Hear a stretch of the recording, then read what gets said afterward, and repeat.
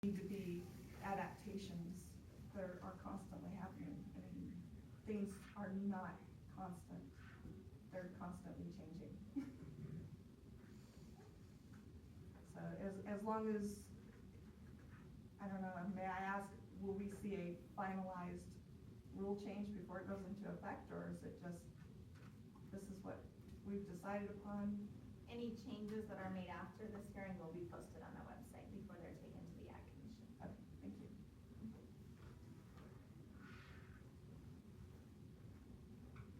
Can I change and make a statement? Yes, and your name? It's Bethany Goss.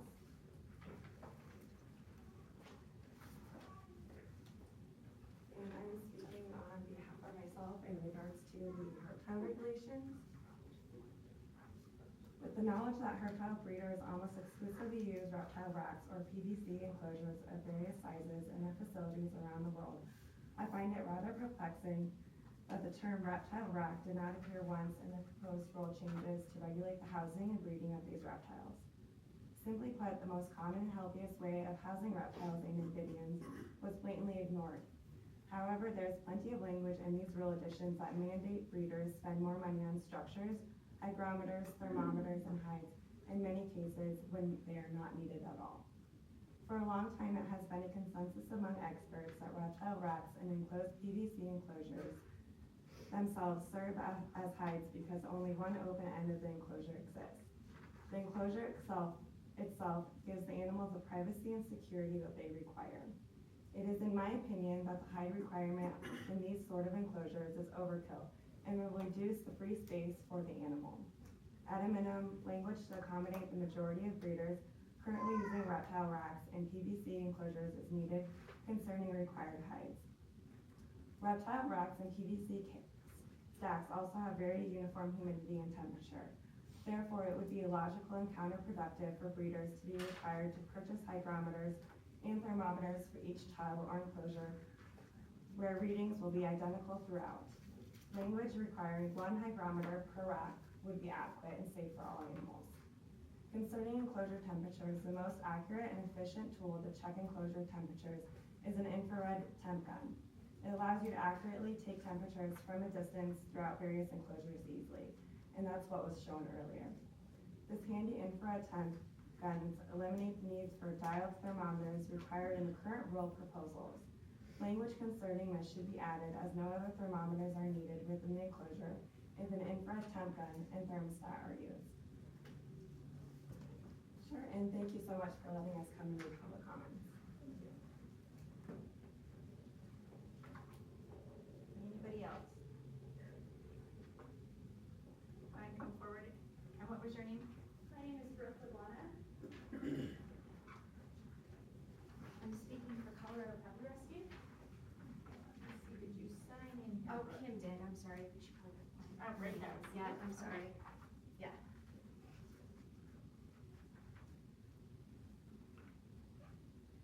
I'm speaking for the change regarding inspection days and including our hours of operation. Sorry, I gotta take a breath, I ran down here. The definition of the animal rescue, as you know, is that we don't maintain a central facility, which means that our address is Kim's house. Our hours of operation are our adoption events, which take place at an adoption center or at Petco's or PetSmart. So we are not at Kim's house during our hours of adoption, hours of operation, and that's why we would need reappointment. Thank you.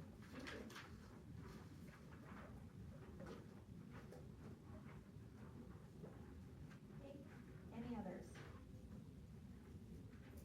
Okay, for the record, I will acknowledge the written comment that we have received up to this point. And I've tried to group this into kind of different subject areas. So written comment was received from Annika Austin, Fallon, Mariah Tritz, and Stephanie Sickler.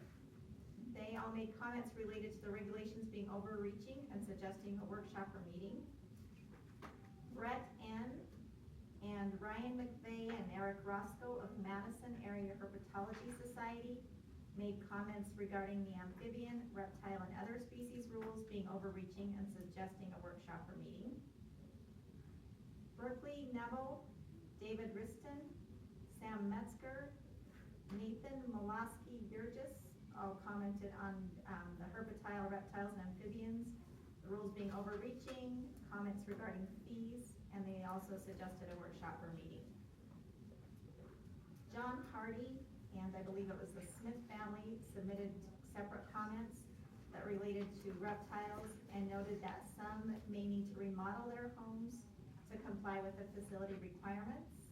They mentioned the rules being overreaching and fees. Mr. Hardy also suggested a meeting or workshop. Bethany Doss, we had received your written comments as well on the rules being overreaching, the fees, and the number of breeding females.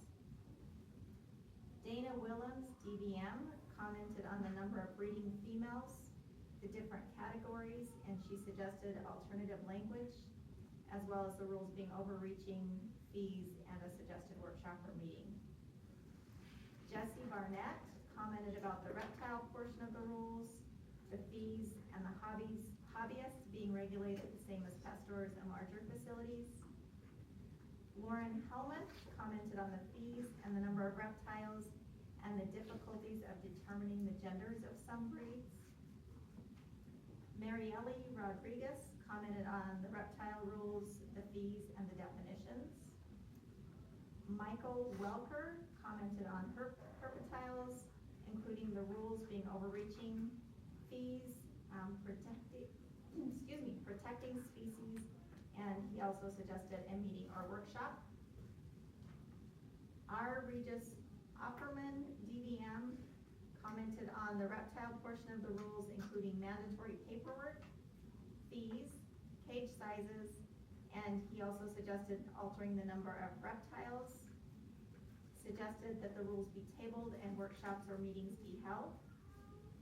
And the Colorado Community of Reptile and Amphibian Hobbyists provided comments through Chad New and Dana Willems, DVM. They suggested alternatives regarding threshold numbers of different species, heating and cooling, humidity, UVB metering, the length of lizards, poisonous or venomous labeling, daily cleaning, and adding exclusions for the age of sale or transfer of herps. And Anna Elizabeth Nash, we received your written comments that you read through here at the hearing today. And Karen Brady provided written comment opposing the new transporter category and licensure requirements for transporters who may be passing through Colorado. She suggested that longer stay requirements be used. And then just this morning, and I didn't have time to go through and categorize these yet, but we'll do that. We did receive the written comments from David Green that he presented here today, and then received comments from Jacqueline Bell, who is the president of the Evergreen Animal Protective League. So anybody else who would like to submit comments can get those to me by 5 p.m. today, and I'll have some business cards up here for anybody who would like to submit those comments. And with that, our hearing record is closed at 10:57 a.m. I would like to make just a quick announcement, if that's okay. I just wanted to add that the numbers that we came to. Do you realize this is not part of the hearing record? Right. Okay. I just want to add that the numbers that we came to, as far as the herptile community goes, on the 400 snakes, 300 lizards, 200 chelonians, 900 amphibians, that we all came to terms and agreed upon those numbers, and that we do believe that those are fair numbers.